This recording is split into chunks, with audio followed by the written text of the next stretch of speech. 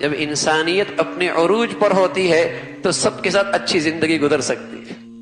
اخلاق کا حسن زندگی میں ہو تو سب سے مناسبت ہو سکتی ہے، اور اگر اخلاق نہ ہو تو خونی رشتوں کے اندر بھی ازواج زندگی کامیاب نہیں ہوتی. قریب والوں کے اندر زبان بھی ایک، قوم بھی ایک، علاقہ بھی ایک، خاندان بھی ایک، رشتہ ازواج زندگی ناکام. ازواج زندگی صفر.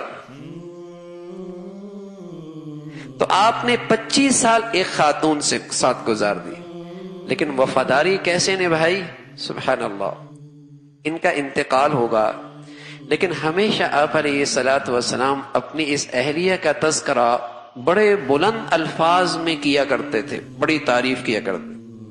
حضرت عائشہ فرماتی ہیں مجھے کسی عورت پہ رشک نہیں آیا، لیکن خدیجہ پہ ہمیشہ رشک آیا، ہمیشہ رشک آیا کہ حضور علیہ الصلوۃ والسلام جب بھی ان کا تذکرہ کرتے بڑے والہانہ انداز میں، بڑے محبت کے ساتھ. یہاں تک کہ کوئی بکری ذبح کرتے تو کہتے خدیجہ کی سہیلیوں کو دے کے آنا.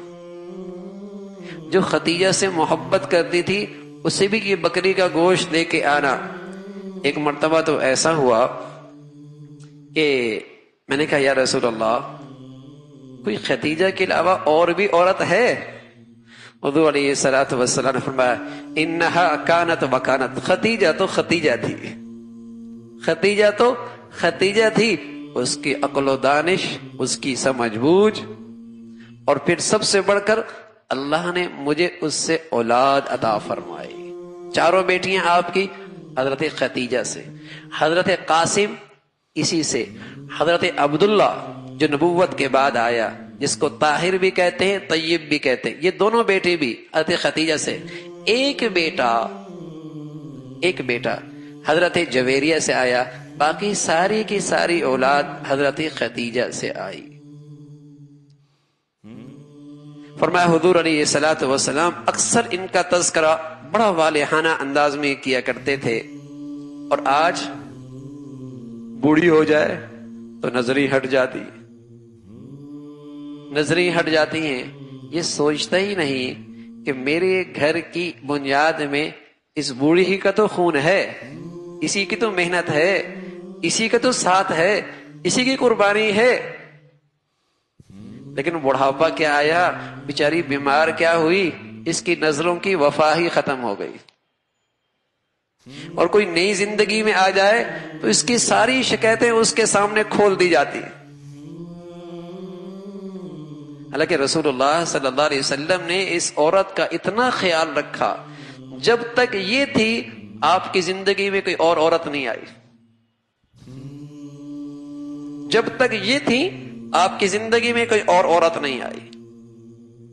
حضرت عائشہ فرمانے لگی ایک مرتبہ میں نے کہہ دیا یا رسول اللہ ہوا کیا کہ میرے گھر میں حضرت خدیجہ کی بہن آئی، حضرت حالہ، وہ آئی. حضور علیہ الصلوۃ والسلام نے جب ان کی آواز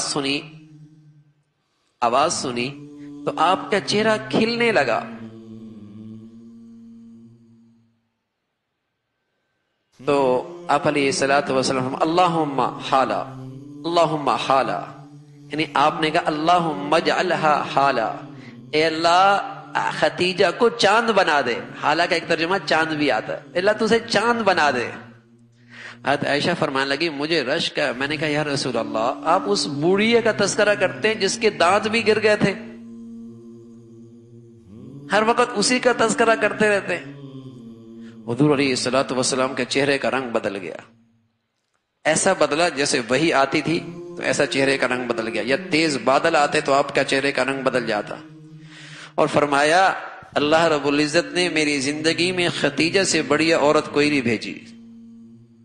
حضرت عائشہ فرمانے لگی میں نے کہا قسم اس ذات کی جس کے قبضہ قدرت میں میری جان ہے، آج کے بعد ہمیشہ خدیجہ کا تذکرہ میں بھی بڑی انداز میں کروں گی.